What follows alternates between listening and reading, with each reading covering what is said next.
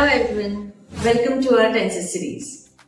So आज आपण बघणार आहोत सिम्पल प्रेझेंट टेन्स. सो तुम्हाला माहिती आहे का सिम्पल प्रेझेंट टेन्स काय यूज होतं? Simple present tense is use for the repetitive action that happens daily, as like daily habits, daily routines, even though it is used for the universal truths, facts. So let's see how to create an sentence for simple present tense. So first we will try to create an sentence for simple present tense into affirmative sentence. Okay, आपण आता ह्याचं structure बघूया. Subject plus base verb plus object. पण जेव्हा subject मध्ये I you we दे असतं तेव्हा आपण बेस वर्बच यूज करतो. जेव्हा सब्जेक्ट मध्ये ही शी इट येतं तेव्हा आपल्याला बेस वर्बच्या एंडिंगला एस किंवा ईएस ऍड करावं लागतं. ओके, चला आपण ह्याचे एक्झाम्पल्स बघूया. I drink coffee every morning.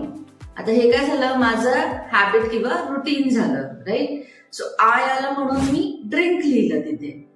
But जेव्हा शी येणार like she drinks coffee every morning. Okay, so she आलं म्हणून एस ऍड केलं आपण.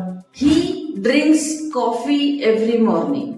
आता ही आलं म्हणून आपण एस ऍड केलं आपल्या बेस वर्बला. आता बेस वर्ब काय आपलं ड्रिंक. ओके, सो असेच तुम्ही पण सेंटेन्सेस फॉर्म करून बघा, तुम्हाला जमतायत का? नाही जमलं तरी कमेंट करून सांगू शकता, मी तुम्हाला हेल्प करेन. नेक्स्ट आहे नेगेटिव्ह सेंटेन्स. नेगेटिव्ह सेंटेन्स आपण काय यूज करतो? जेव्हा एखादी गोष्ट रोज नाही होत, ओके, किंवा it is not a fact or a state does not exist. Okay, तेव्हा आपल्याला काय करायचं असतं? नेगेटिव्ह सेंटेन्स क्रिएट करायचं असतं. आता नेगेटिव्ह सेंटेन्स क्रिएट करायला फक्त नॉट यूज करून चालेल का? नाही, बरोबर.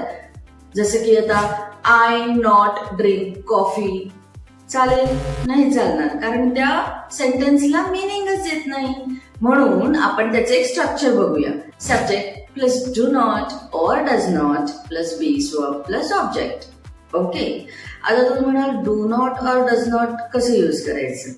I help you.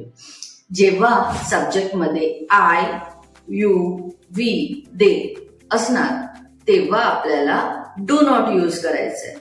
ओके, जेव्हा आपल्या सब्जेक्ट मध्ये ही शी इट किंवा सिंग्युलर नेम येणार. आता सिंग्युलर नेम म्हणजे काय? रिया, सिया. ओके, जेव्हा नाव येणार तेव्हा आपल्याला डज नॉट यूज करायचं आहे. राहील लक्षात? चला तर ह्याचे आपण एक्झाम्पल्स बघून घेऊ. I do not like coffee. Okay, आता आय आलं म्हणून आपण डू नॉट यूज केलं. शी डज नॉट लाईक कॉफी. शी आहे म्हणून आपण डज नॉट यूज केलं. ओके, तुम्ही पण ट्राय करून बघा आणि कॉमेंट मध्ये सांगा की तुम्हाला सेंटेन्स जमतायत का. Next is interrogative sentence. Interrogative sentence म्हणजे जेव्हा आपल्याला येस और नो साठी क्वेश्चन फॉर्म करायचे असतात तेव्हा आपण हे सेंटेन्स यूज करतो. सो आता इंटरोगेटिव्ह सेंटेन्स मध्ये सुद्धा आपण डू और डज यूज करतो.